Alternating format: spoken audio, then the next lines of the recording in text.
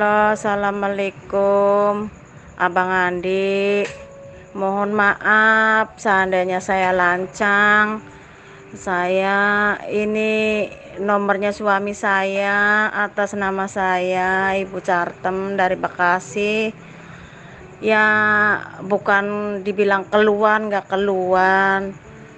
Ibaratnya seterusnya saya ngomong secara terus terang. Permasalahannya sih, bagi saya namanya juga kita nggak tahu ya salah apa sama tetangga, dibilang salah ya namanya juga manusia pasti ada salahnya, Allah yang tahu bener. Tapi dari situ tuh saya ibaratnya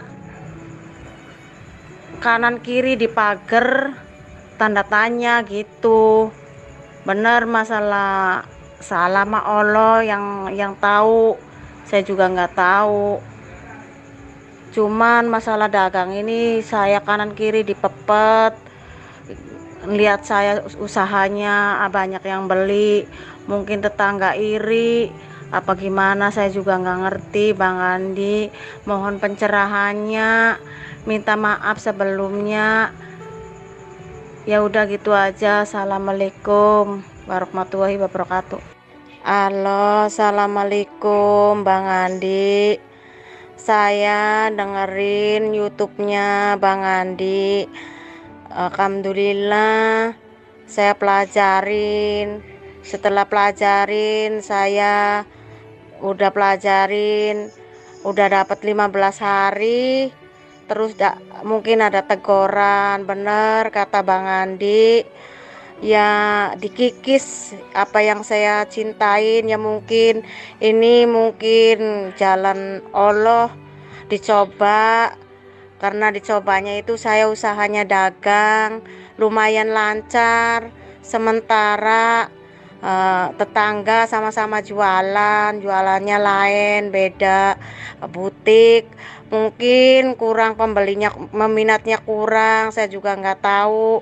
Ya dari situlah intinya sama Bang Andi. Mungkin karena saya lihatnya jualannya rame, jadi dipager kanan kiri, nggak ngerti. Ya manusia namanya juga salah dan dosa pasti ada. Tapi kan saya sama tetangga dibilang kalau saya merasa bener itu katanya sombong. Tapi dari situ tuh Bang Andi saya baik sama tetangga. Mohon pencerahannya. Mohon maaf Bang Andi, minta balesan. Assalamualaikum warahmatullahi wabarakatuh. Waalaikumsalam warahmatullahi wabarakatuh. Terima kasih banyak Ibu Sarkem. Kenapa Ibu? Itu mengeluh atau mengeluh? Jadi inilah yang banyak kita nggak pahami, banyak kita nggak sadari ya. Banyak dari kita itu nggak ngerti bahwa hakikat rezeki itu ya sejatinya dari Allah, bukan dari usaha kita ya. Memang benar kita disuruh Allah berusaha sebaik mungkin untuk menjemput rezeki. Tapi kalau kita hanya berpatokan kepada ikhtiar kita, kepada usaha kita, maka di situ kita akan terjebak oleh sebab akibat. Kita akan terjebak oleh ya logika. Karena rezeki ini kan goib, harus bermain juga dengan kesadaran yang di luar logika. Seperti Ibu Sarkem mengeluh karena di kiri kanannya dipepet sehingga tokonya atau rumahnya, tempatnya berjualan jadi terhalangi ya. Itu namanya masih logika, Bu. Sama halnya seperti orang yang jual es. Ketika dia berjualan, tiba-tiba turun hujan. Begitu turun hujan, pasti mindsetnya akan berpikir ini hari pasti sepi pelanggan ini. Coba harinya panas, pasti banyak yang beli. Tapi karena hujan ini nampaknya sepi nih nampaknya. Mengeluh dia. Padahal belum terjadi, tapi sudah di saat hujan turun di situ dia langsung mengeluh. Rupanya keluhannya itulah menjadi doa. Ya. Jadi disinilah kita harus hati-hati dalam berprasangka ya. Prasangka itu memiliki energi, memiliki power, memiliki kekuatan, dan itu bisa jadi doa. Hukum tarik menarik alam di dunia ini ya akan mewujudkan apa yang kita pikirkan. Makanya orang yang berhasil, orang yang sukses, orang yang istilahnya gimana ya, ya selalu berhasil lah. Rata-rata energinya positif, pikirannya positif, makanya sering berhasil. Tapi bagi kita yang sering gagal, ya kenapa ya bang, rezekiku kok seret terus, kok tidak seperti dulu ya. Atau kita sudah berusaha sekuat tenaga, kenapa ya bang, kok tidak seperti yang lain. Enak aja yang lain tuh rezekinya, kok saya begini-begini aja ya. Karena kita nggak berani keluar dari mindset kita itu. Jadi untuk saudaraku, sahabatku, siapapun yang mungkin saat ini banyaklah terkendala oleh rezeki ya, kita harus main di wilayah yakin. Sesuatu yang tanpa sebab akibat ya, harus kita lompati itu. Jadi contohnya bagaimana bang? Ya contoh kita jualan es nih. Aduh, turun pula hujan. Ya sudah, jangan dipikirkan. Kita harus tetap fokus pada satu titik bahwa rezeki hari ini pasti ada. Yakin saya. Tapi harinya hujan bang. Ya nggak peduli mau hujan nggak hujan. Aku yakin, aku berprasangka Allah yang ngatur rezekiku. Mau hujan gak hujan, karena Allah bilang apa? Akulah sebaik-baiknya pemberi rezeki. Berarti rezeki itu dari siapa? Dari Allah. Bukan karena usaha kita, bukan karena kerja keras kita, bukan karena ikhtiar kita. Ya, kalau kita bilang bekerja baru bisa makan, nah itu masih sebab akibat, masih pakai logika. Tapi kalau kita bermain di wilayah yakin, aku yakin hari ini aku makan, walaupun aku nggak kerja, ya. Tapi bukan berarti kita tidak bergerak, ya. Bekerja sama bergerak berbeda, ya. Kalau kita bilang aku bekerja karena uang, itu namanya karena diri kita. Tapi berbeda orang yang bergerak karena mengikuti perintah Allah, maka rezekinya pasti dicukupkan Allah. Ya. Gimana tuh bang antara bekerja dan bergerak tadi? Ya ini memang beda tipis tapi berbeda. Hampir sama tapi berbeda. Jadi kita harus pahami di mana letak amanah yang Allah berikan kepada kita, di mana kemampuan kita. Ya, di mana tugas yang Allah kehendaki pada diri kita, jalani, bergeraklah. Maka rezeki pasti ada. Jadi kita bekerja bukan karena uang, tapi kita bekerja karena Allah. Ya, masih bingung nih bang. Pelan-pelan kita belajar kalau masih bingung. Ya. Ini contoh. Kalau saya bilang saya nge-YouTube karena uang, ya mungkin saya yakin gak akan YouTube saya sebesar ini. Saya yakin gak mungkin uang dari YouTube bisa menghidupi keluarga saya nggak yakin. Tapi karena saya bergerak karena Allah bilang ya udah, kau sudah menulis, sekarang waktunya kau buat YouTube, sekarang waktunya kau berbagi keilmuanmu di YouTube. Saya ikuti perintah Allah, bukan karena uang, ya. Karena 2 tahun saya nge-YouTube itu nggak ada uang, tapi ikut aja perintah. Nah, ketika sudah berjalan 2 tahun, baru di situ Allah kasih. Ternyata dari YouTube ada penghasilan, dari YouTube ada pemasukan, dan itu bisa menghidupi keluarga saya. Jadi berbeda ya, kalau kita sengaja nge-YouTube untuk cari uang, nah itu namanya bekerja. Tapi kalau saya bergerak, ya akhirnya nge-YouTube. Begitu nge-YouTube, makin banyak orang beli buku, tahu orang, makin dikenal orang, makin banyak orang ngikuti channel saya, dan mereka tahu saya punya buku, makin banyak orang beli buku. Ya, nah itu juga bukti bahwa rezeki itu Allah yang atur. Jangan kita bilang rezeki kita yang atur. Kalau kita bilang aku harus kerja keras biar uangku banyak, uang yang banyak itu sesuai dengan kerja kerasku, itu salah.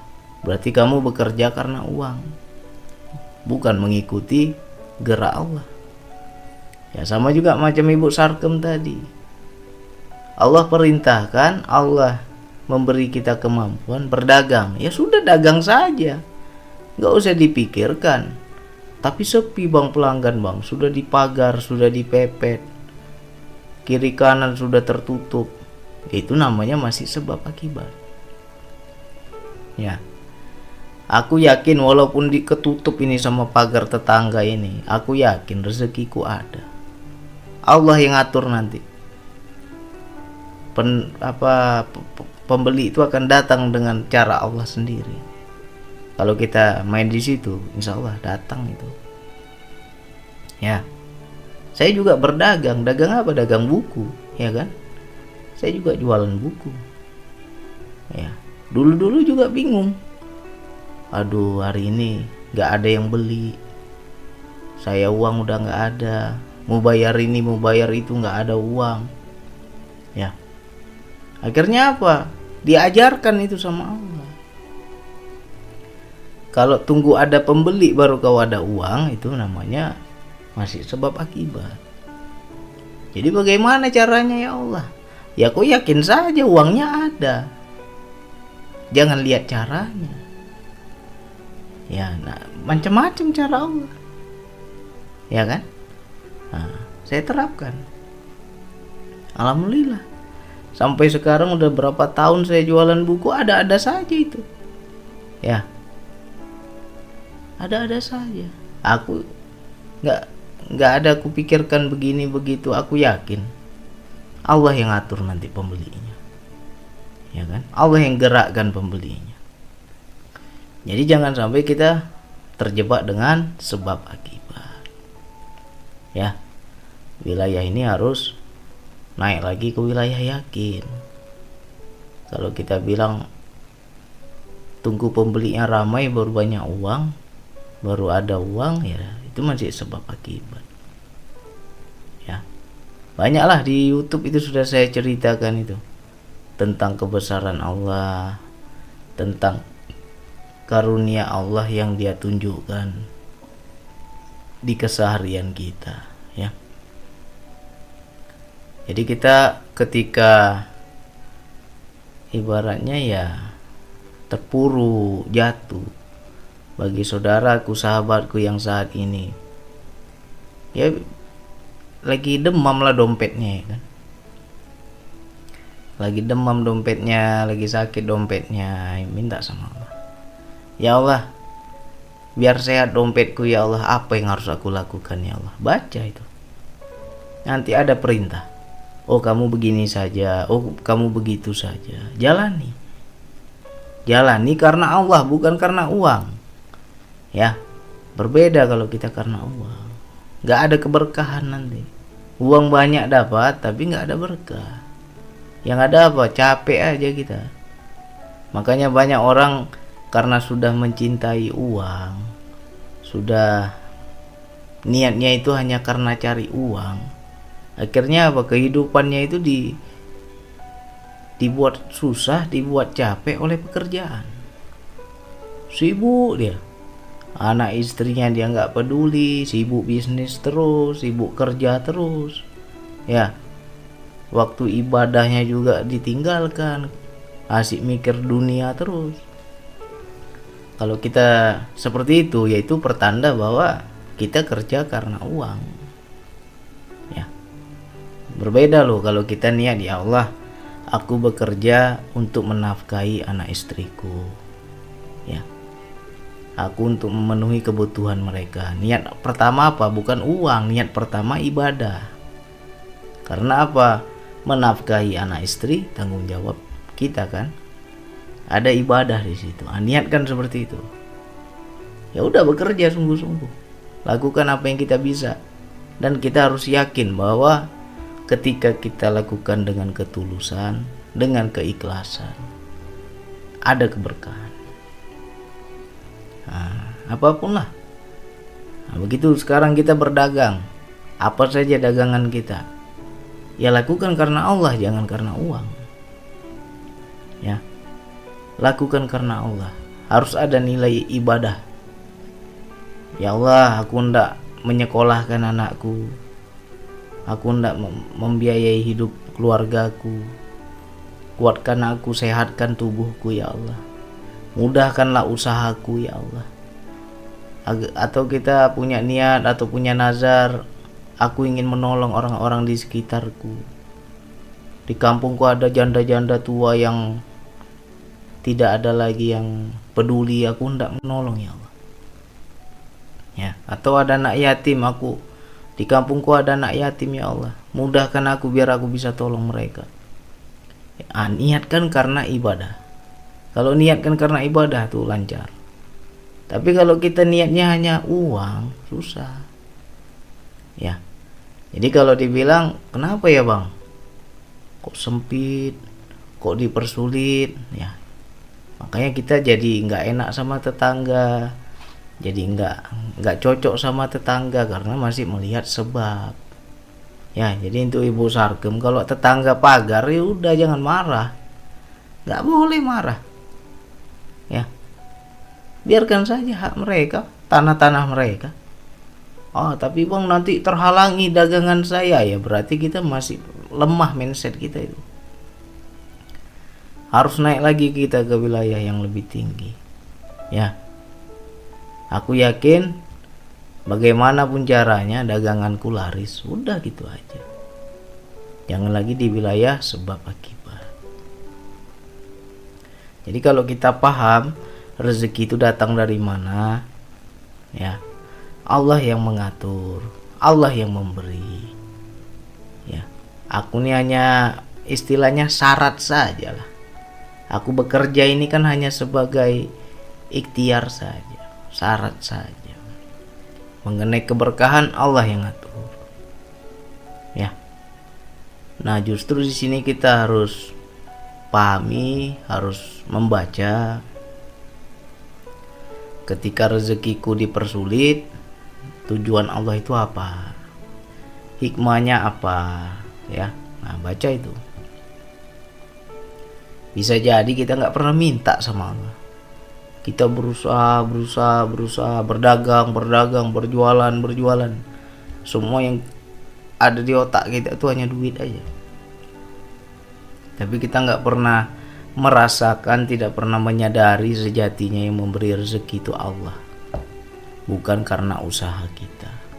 Nah, di satu titik kita sombong, di satu titik kita sudah mengacuhkan Allah, ya Allah murka. Di saat Allah murka itu dihancurkan semuanya, ya. Yang dulunya nggak butuh Allah dibuat butuh sama Allah. Harus paham. Jangan kita jadi marah sama tetangga, ya. Kok marah kita sama tetangga, ya kan? Bang, banyak yang iri bang, banyak yang dengki sama saya bang, begini begitu. Ya, kalau banyak yang iri, banyak yang dengki, kembalikan lagi ke diri kita. Kenapa mereka iri? Kenapa mereka dengki? Berarti kita kurang baik. Ya, coba kita baik. Nggak mungkin mereka seperti itu. Kita sombong. Di situ Allah jatuhkan. Perantaranya kan makhluknya. Nggak mungkin Allah menjatuhkan langsung, secara langsung nggak mungkin. Pasti lewat perantara makhluknya, ya. Makanya kita cepat-cepat sadar, cepat-cepat paham, cepat-cepat ngerti. Kalau sekarang dipersulit tidak seperti dahulu, kenapa sekarang dipersulit? Tanya lagi kepada diri. Ya. Jadi mengeluh kita itu harus ada alasan mengeluhnya. Jangan mengeluh kita karena memandang orang. Jangan mengeluh kita itu karena kita menyalahkan orang lain, ya. Tidak ada yang bisa mencelakai kita, tidak ada yang bisa orang hendak menjatuhkan kita, nggak bisa. Semua tergantung Allah sekarang. Ya kalau Allah sudah izinkan, Allah kehendaki, ya udah.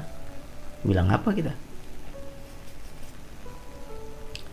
Jadi untuk Ibu Sarkem dan saudaraku yang lain, sahabatku yang lain, ayo kita sama-sama belajar naik lagi ke wilayah yang lebih tinggi, yaitu wilayah tanpa sebab akibat. Main di wilayah yakin, ya. Bagaimanapun jalannya, aku nggak peduli, aku nggak tahu. Yang penting aku tembus kepada tujuan, ya. Jadi jangan lagi terjebak dengan sebab akibat. Ini daganganku dihalangi bang, ketutup jalannya bang, tidak seperti dulu bang, segala macam. Ya sudah, terima aja, ya. Ajak komunikasi sama Allah, ajak bicara Allah. Ngadulah sama Allah. Apa yang harus aku lakukan, ya Allah? Tanya sama Allah, ya. Apa aku harus pindah, cari tempat yang lebih strategis, atau aku tetap di sini tapi aku yakin Engkau yang jamin, ya Allah. Ya. Jadi rezeki itu tahu alamatnya. Jangan dibilang rezeki datang itu bisa salah alamat, nggak bisa salah. Tahu dia alamatnya di mana. Ya. Jadi kita jangan sampai takut nggak dapat rezeki. Jangan takut kita nggak dapat apa dari Allah, itu karunia dari Allah. Ya. Jadi kita belajar terus, main di wilayah yakin, jangan lagi melihat sebab akibat. Buktikan. Memang wilayah ini nggak bisa kita kalau main yakin-yakin aja tanpa pembuktian. Saya pun bertahun-tahun saya buktikan, ya kan. Ketika saya terpuruk, ketika saya nggak punya uang, istri sudah mulai gelisah, bang besok bayar listrik bagaimana bang, nggak ada lagi uang ini bang. Tenang aja, tanggal berapa bayar listrik? Oh tanggal 12, tanggal 10 udah ada itu, saya bilang. Rupanya tanggal 5 sudah ada, ya kan. Main yakin aja. Nah itu berulang-ulang itu, berulang-ulang. Buktikan itu. Nah, lama-lama tebal keyakinan kita itu makin kuat. Karena apa? Sudah sering membuktikan, ya kan. Nggak usah dicari jalannya bagaimana, yakin saja. Kalau saya begitu, ya. Memang wilayah ini ya datangnya di saat betul-betul butuh gitu, ya kan. Kalau ibaratnya Allah memberi sesuai kebutuhan, bukan sesuai keinginan, ya kan. Aku yakin begini begitu, ingin ini ingin itu, ya kalau nggak butuh ya Allah nggak kasih juga. Tapi ketika betul kita butuh, Allah kasih, ya. Jadi untuk saudaraku, sahabatku, jangan lagi kita saling menyalahkan orang lain, ya. Pahami, kenali, harus ngerti rezeki itu dari siapa, yang mengatur siapa, ya.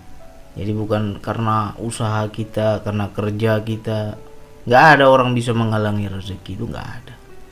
Semua itu tergantung Allah, ya. Oke, mudah-mudahan ini bisa dipahami. Ayo kita belajar yakin, lepaskan dan tinggalkan sebab akibat. Hanya itu yang bisa saya sampaikan. Wassalamualaikum warahmatullahi wabarakatuh.